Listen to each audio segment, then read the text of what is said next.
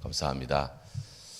오늘 우리 성경헌신 예배 함께하니 기쁩니다. 우리 2007년도에는 교회가 4군데 이렇게 이웃 교회를 섬겨 도왔는데, 지금은 주보에 있는 것처럼 우리 교회 자체 선교기관 2군데를 포함해서 34군데에 선교 협력을 하고 있습니다. 많이는 못해도 그래도 이곳저곳 기도의 동역을 또 조금씩 도우면서 복음의 정진을 함께 모색해 나가니 주님의 은총이 감사합니다. 주께 영광을 돌립니다. 저는 사회 보며 말씀한 것처럼 교회에서 성장해서 더 많은 곳에 예수님 복음을 만방에 전하는 그런 교회로, 생동력 있고 또 역량 있는 교회로 성장하기를 진심으로 기도합니다. 아래만 쳐다보고 있으면 하늘의 무지개를 찾을 수 없다. 요즘 기독교 방송을 들으면 이 찰리 채플린의 이 이야기가 저녁 9시 26분쯤 되면 5분 메시지 앞에 요 찰리 채플린의 이 경구가 나오고 있습니다. 아래만 쳐다보고 있으면 하늘의 무지개를 찾을 수 없다. 우리가 땅만 보고 있으면 하늘의 하나님의 무한한 사랑과 우리가 정말 먼 거리 속에 있습니다. 다시 우리는 눈을 들어 하늘을 보는 마음을 주께로 드리는 그런 성도로서 다시 우리가 설 수 있기를 주의 이름으로 축원합니다.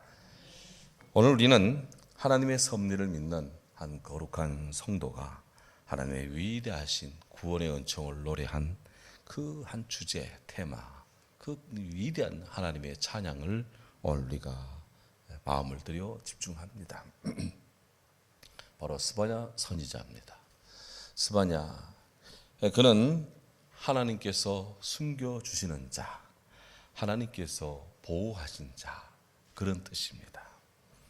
그는 유다의 요시야 왕이 재임 시절, 시대로 따진다면 BC 641년에서 BC 610년 사이에 그렇게 활동한 남유다의 선지자입니다. 그가 살던 시대는 어떠했을까? 잠시 역사적으로 좀 돌이켜보면 국제적으로는 굉장히 아주 그냥 요동치는 그런 세상이었습니다. 당시 고대 근동의 패권국이었던 아시리아, 그 아시리아 제국이 신바빌론 제국이 일어나자 서서히 그 기운이 쇠퇴해져 가고 있었습니다. 이때 남유다의 요시야 왕이 등극합니다. 그는 그 당시 그보다 앞선 선대 왕들이 친아시리아 정책을 폈는데, 이 요시야 왕은 그런 친아시리아 정책이 아닌 반아시리아 정책을 펴면서 나라의 기강과 또 국군을 융숭하게 하고자 애를 썼습니다. 그리고는 무엇보다도 대내적으로 요시야는 소위 요시야 시대의 종교개혁이라 해서 신앙의 개혁을 단행했습니다. 그렇게 하여 민족의 자주성, 신앙의 온전성을 회복하는 데 힘을 기울였죠. 하지만 세상은 요시야가 꿈꾸는 것처럼 그렇게 쉽사리 바뀌지도 않았고 변화되지도 않았습니다.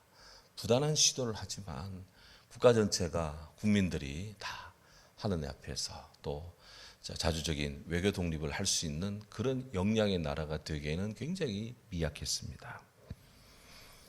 법률은 있었지만 재판관들이, 그리고 집권자들이 굉장히 부패했습니다. 종교는 개혁되었다 하지만 사람들의 마음은 여전히 부패했습니다. 바알 숭배 잔재가 아직도 이스라엘 사람들 영혼 속에, 마을 곳곳에 이 이교 신앙이 그렇게 뿌리 깊게 남아 있었습니다. 선지자들은 예언을 한다 하지만 하나님 말씀의 예언이 아니었습니다. 백성들은 하나님을 섬기는 일에 굉장히 영적으로 무관심했습니다. 그들은 생각하기를 하나님은 복도 내리지도 않고 화도 내리지도 않고 그냥 그렇게 인간에게 다 맡기고 위임하는 것이냐, 그렇게 요즘 말로 하면 이신론, 디이즘이라는 사상이 팽배했습니다. 당시 이스라엘은 수치를 모르는 백성들이었습니다. 도시들은 폐역했고 타락했습니다. 그들에게 말씀의 교훈을 주어도 효과가 없었습니다. 왜? 귀담아 듣지 않기 때문에 그랬습니다. 이러한 때 왕족 출신의 스바냐, 그가 일어났습니다. 그는 시대를 그냥 방관하지 않았습니다. 그는 하나님을 믿는 신앙 안에서 분연히 떨쳐 일어났습니다. 왕국 주변의 실세들, 종교 지도자들, 그들의 범죄함에 대해서 신랄하게 지적을 했습니다. 오늘 집사님 기도한 것처럼 회개를 촉구했습니다. 스바냐는 여호와의 날의 심판을 예언했습니다. 분명히 하나님께서 여호와의 날이 이르면 심판하신다 하여 의인과 악인을 종말일 때 그렇게 하나님은 구분하고 구별하고 그렇게 해서 세상을 하나님이 심판하고 당신이 거둔다, 그렇게 말씀을 전했습니다. 그러면서도 온 백성들에게 하나님께로 돌아오라, 그들의 백성의 죄악을, 도덕적인 결함을 신랄하게 지적을 했습니다. 나아가 스바냐는 오늘 우리가 읽었던 스바냐서 맨 후반부에 하나님의 구원의 사랑을 선포합니다. 그렇게 해서 그 백성들로 하여금 결정적으로 주께로 돌아오고 하나님이 구원하신다 하는 이 점을 온 천하에 그렇게 떨치며 전파합니다. 바로 오늘 우리가 이 성교 헌신 예배 귀한 시간에 스바냐 3장 17절에 이 귀한 하나님의 말씀을, 그의 찬양을, 그의 영혼의 선포를 우리가 주목합니다. 스바냐가 외치고 고백했고 소개하며 증거했고 찬양한 하나님은 어떤 하나님이냐? 그분은 우리에게 어떤 하나님이신가 하는 것이죠. 한번 따라 하시죠. 임마누엘의 하나님. 예. 오늘 스바냐 3장 17절 이 상반절 첫 번째 구절에 너희 하나님 여호와가 너희 가운데 계시니 하나님이 우리 가운데 가신다.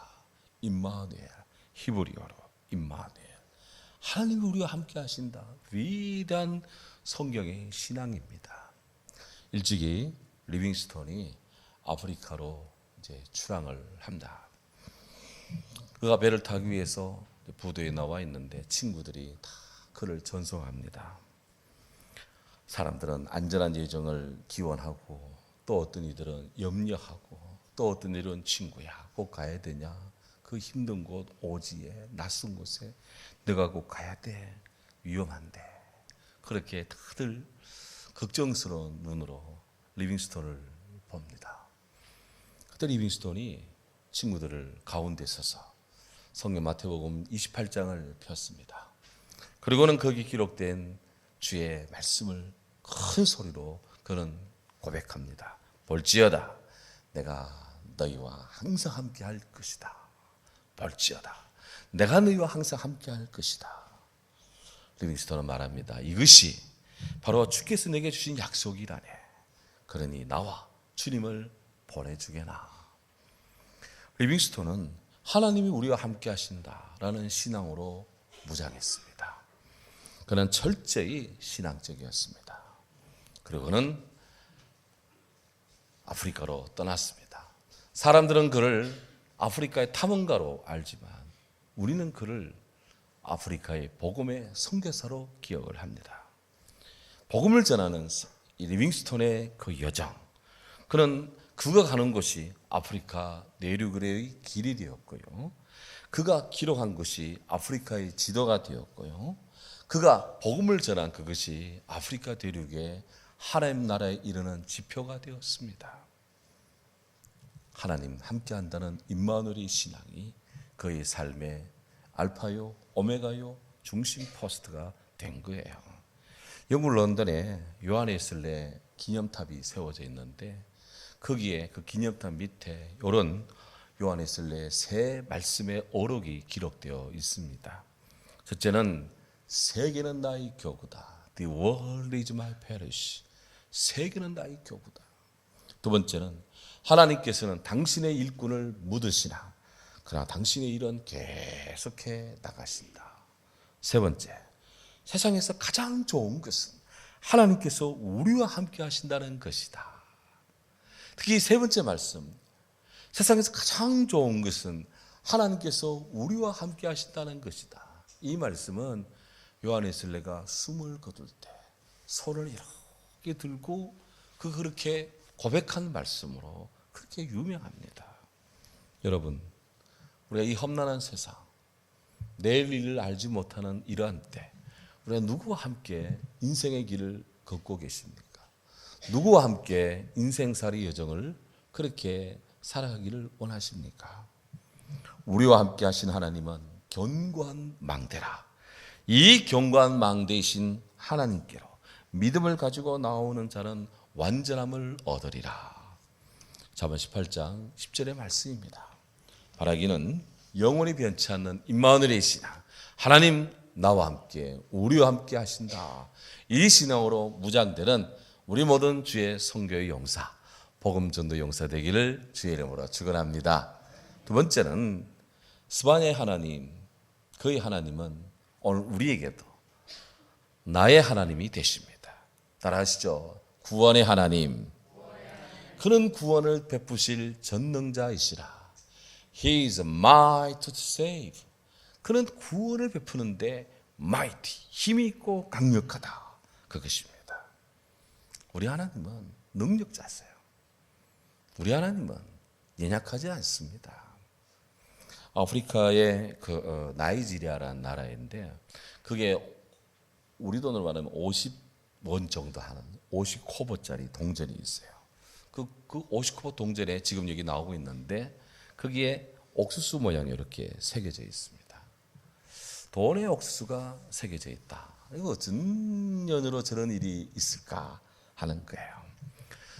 나이지리아 50코보 동전에 이 옥수수가 새겨진 것은 저 옥수수가 나이지리아 사람들의 근원적인 배고픔을 해소했기 때문입니다. 어떤 일이 있을까요? 정말 수없는 기아에 허덕인다는 소식을 경북대 김순건 박사님이 소식을 듣고 그곳에 갔습니다. 그곳에 가서 나이지리아 기후에 맞는 옥수수를 개량하기를 시작했습니다. 종자의 개량이라는 게 어떻게 하루 이틀에 되는 겁니까? 그게 여러 해를 걸쳐서 연구하고 개량하고 계속해서 우수 종자를 우량화시키며 그렇게 했습니다. 질병도 또 여러 가지 한발도 다 견뎌내는 그런 옥수수를 이제 만들기 위해서 정말 애를 썼습니다. 그렇게 해서 오랜 세월 동안 아프리카 원주민처럼 그렇게 살면서 옥수수를 개량했습니다. 드디어 나이지리아 토양에 적합한 옥수수가 개량이 되었습니다. 나이지리아 사람들이 근원적인 기근이 해소가 된 거예요. 그래서 저 사람들이 자기 나라 동전에 50코보짜리 동전을 서로 만들면서 김순건 박사의 저 옥수수를 다 저렇게 문양을 새겨놓은 거 아니에요? 그분이 말합니다. 아프리카 오지에서 그 살기 힘든 환경 속에서 질병과 싸우며 연구에 매진할 수 있었던 것은 제 자신을 위한 것이 아니라 어려움을 겪고 있는 그 상대 나이지리아 사람들을 간절히 위하는 마음이 있었기 때문입니다. 구원의 은총을 거저 주시란 예수 그리스도의 사랑이 옥수수 박사 김순근 박사님의 마음에 거하시기 때문에 가능한 일이다. 이렇게 세상이 바뀌는 거고 변화되는 거예요. 우리 인간을 살리시는 하나님의 구원의 은총은 결코 값싸지 않습니다. 레위기 법전에 피 흘림이 없이는 죄사함이 없다 그랬습니다. 하나님은 온 인류가 지은 죄를 용서하시기 위해 아들 예수 그리스도를 아낌없이 십자가에서 죽이십니다. 아들의 피를 흘립니다. 그 사랑으로 우리가 예수를 믿고 구원을 얻습니다. 이것이 너에게서 난 것이 아니요 이것이 그 은혜로 인하여 우리가 너희가 믿음으로 말미암아 구원을 받았나니 이것이 너희 것이 아니라 하나님의 선물이다. 믿습니다. 예, 하나님의 선물. 예수 그리스도가 인류의 옥수수예요. 예수 그리스도가 인류의 빵입니다. 예수 그리스도가 인류의 생명의 나무입니다. 우리는 그 열매로 오늘의 제가 우리 성도들이 우리의 후대들이 온 세계가 사는 거예요. 이 생명을 주신 주님, 그분이 구원의 전능자이십니다. 우리 이런 은혜를 베풀어 주신 주님께 감사하고 또 감사하고 그 받은 사랑을 또 전해나가는 우리가 되어야 될 줄로 믿습니다. 세 번째, 스바냐의 하나님, 또 우리의 하나님은 택하신 백성을 기뻐하시는 하나님입니다. 따라하시죠. 택하신 백성을 기뻐하신 하나님. 예, 오늘 스바냐 3장 17절 세 번째 소절에 그가 너로 인하여 기쁨을 이기지 못하여 하시며 그랬어요.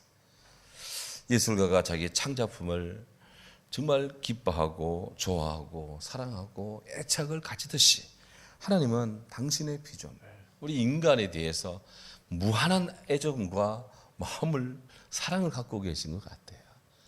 다른 것들은 다 주의 말씀 속에 이루어집니다. 그런데 인간만은 하나님의 손으로 빚으십니다. 그게 다가 아닙니다. 그 인간을 그냥 빚는 것이 아니라 하나님의 숨결도 불어넣고 근원적으로 만들 때 하나님의 형상으로 만들었어요. 진정한 형상이신 예수 그리스도, 하나님 형상이신 예수 그리스도, 그분을 닮은 존재로 우리 인생을 만들었습니다. 하나님은 그렇게 인간을 사랑하십니다. 우리 인간은 하나님의 혼이 불어넣어진 자요, 하나님의 손이 터침받아서 우리가 이렇게 있게 되고 오늘도 살고 있습니다. 한 사람 한 사람이 살아가는 거 보면 주님의 숨결이 없는 사람이 없고요, 주의 손길이 터치가 없는 사람이 없습니다. 늘 감사해야 될 줄로 믿습니다. 입 열고 아멘. 입 열어 아멘 해야 돼. 입 열어서. 이게 지금 기독교 방송 나가는 겁니다. 이게 지금. 네. 우리가 입 열어서 아멘 해야 돼. 하나님의 손길이 터치되고 있다니까 얼마나 감사한 겁니까? 예. 주님은 우리를 값싸게 대하지 않습니다. 영접하는 자, 곧 그 이름 예수 그리스도, 그 아들을 영접하는 자에게는 하나님의 자녀가 되는 권세를 주셨으니, 영어로 하면 authority, 하나님의 authority, 권위를 주셨어요. 예수를 믿으면 주의 자녀의 권위를 얻습니다. 얼마나 귀한 일입니까? 오늘 이런 사랑이 우리에게 주어져 있습니다. 이 사랑에 우리가 예외자가 아니고 구계자가 아니고 주변인이 아니고 우리가 그 중심부에 선 하나님의 사랑의 백성이 되었다는 거예요. 오늘 주님은 이런 기쁨이 많아지기를 원합니다. 이와 같이 죄인 한 사람이 이 땅에서 주께로 돌아오면 바로 하늘에서는 회개할 것이 없는 그런 그런 사람들보다도 한 사람이 주께로 돌아오면 하늘에서 기뻐한다, 잔치가 열린다. 우리 주님 매우 기뻐하시는 일이 주 안에서 구원의 일이 일어나는 겁니다. 오늘 전도팀이 여러분을 만나고 또 그중에 어떤 사람이 주께로 오겠다고 약속을 하고 이런 아름다운 일들이 있는 것이 얼마나 이것이 우리에게 기쁨입니까? 우리 주님에게도 기쁨입니다. 우리의 이 일에 우리가 다 주의 역군으로, 주의 일꾼으로 참여하고 있다. 정말 감사할 일입니다. 이를 교회를 통해서 더 많은 주의 복음이 전거되기를 기도합니다. 스바냐 하나님, 그분은 우리를 기쁨으로 진실로 진정히 사랑하시면서 동시에 그 하나님은 우리를 따라하시죠. 잠잠히 사랑하시는 하나님. 예, 하나님은 우리를 잠잠히 사랑하십니다. 하나님이 잠잠히 사랑하신다라는 말은 히브리어 원문으로 본다면 이거는 하나님이 침묵 속에서 사랑하신다, 이런 뜻이에요. 하나님이 침묵 속에서 우리를 사랑하신다. 예, 침묵. 그것은 우리가 흔히 합주기가 됩시다. 하며 이렇게 입을 다무는 이런 차원이 아닙니다. 신앙의 세계에서 입을 다물었다, 침묵이라고 하는 것은 하나님의 위대한 마음을 바로 답변하는 말입니다. 우리 하나님이 하시는 일을 가만히 보면 큰 소리도 있겠지만 다 침묵 속에서 일을 해요. 한 어린이가 말을 배울 때는 2살 정도 되면 굉장히 많은 단어를 이해하고 또 말을 하기를 시작을 합니다. 한 2년 정도 되면 그 나라 자국어에 대한 기본 토대를 이제 무의식적으로 이 몸에 이렇게 새기게 됩니다. 아직까지 명확한 언어를 구사하기는 어렵겠지만 그래도 부모가 하는 말이 무슨 뜻인지 대충은 알아듣습니다. 그런데 그렇게 해서 점점 말을 얼마나 많은 말을 잘 배우고 단어가 풍성해지고 문장이 완전해지고 아주 그냥 복합적인 구조까지 이르면서 정말 형용할 수 없는 그런 언어를 구사해가는 그런 사람으로 성장해 가죠. 참 인간의 언어 습득은 놀랍습니다. 그런데 그렇게 말을 잘하는 사람으로 자라나는 사람들이지만 침묵을 배우는 데는 20년이 지나도 어렵습니다. 제 경우에 지금까지 평생을 지내왔지만 하나님 앞에서의 침묵이라는 것이 정말 어렵더라고요. 아직까지 영원한 숙제예요. 이게 잘 안 되고 있습니다. 그래서 침묵 속에서 한없는 깊은 뜻, 그것을 헤아려내는 것, 이거 보통 수준 가지 아니고는 이 감당이 안 되는 그런 깊은 부분입니다. 참 침묵의 역할과 종류는 다양합니다. 큰 증오가 마음에 있을 때 침묵하기도 하고 깊은 사랑을 가지고 있을 때도 침묵하기도 합니다. 마음의 평안은 그냥 아주 즐거운 얼굴로 나타나기도 하지만 조용히 침묵하며 있는 곳에서도 그렇게 깊은 평화가 흐르고 그렇게 밑에서 양생되고 있는 것을 봐요. 때때로 가슴이 저리고 영혼이 찢어지는 같은 그런 아픔이 있을 때도 그것을 침묵으로 밖에는 표현할 방법이 없을 때가 있습니다. 우리 하나님의 은혜는 아주 굉장한 소리, 어마어마한 천둥 번개같이 그렇게 우리에게 들릴 때도 있지만 정말 깊은 은혜가 침묵 속에서 우리 가운데 주어질 때가 참 많음을 고백해요. 그래서 어거스틴이 하나님을 고백할 때 우리 하나님은 바닷속 깊은 바위처럼 흔들림이 없습니다. 지상에 태풍이 칩니다. 바다가 뒤집어집니다. 요란합니다. 배가 그냥 엎어질 정도의 강력한 그런 폭풍우가 밀려옵니다. 그런데도 그 바다의 밑에 깊이 있는 바위는 끄떡없습니다. 조용히 있습니다. 바로 하나님은 바닷속 깊은 곳에 있는 바위처럼 흔들림이 없으시다. 그렇게 우리를 요동치 않고 사랑하신다. 당신의 사랑을 그렇게 묘사하더라고요. 정말 감사한 이야기입니다. 예. 우리 주님은 때때로 방관하시는 듯 때때로는 주무시는 것 같지만 그러나 조용히 감찰하고 있습니다. 제자들이 풍랑 속에서 힘겨울 때 주무시는 예수님 흔들어 깨웁니다. 선생이여, 우리가 이게 죽게 되었는데 어찌 가만히 계십니까? 주님을 흔들어 깨우니 주님이 일어나셔서 깨우셔서 그리고는 말합니다.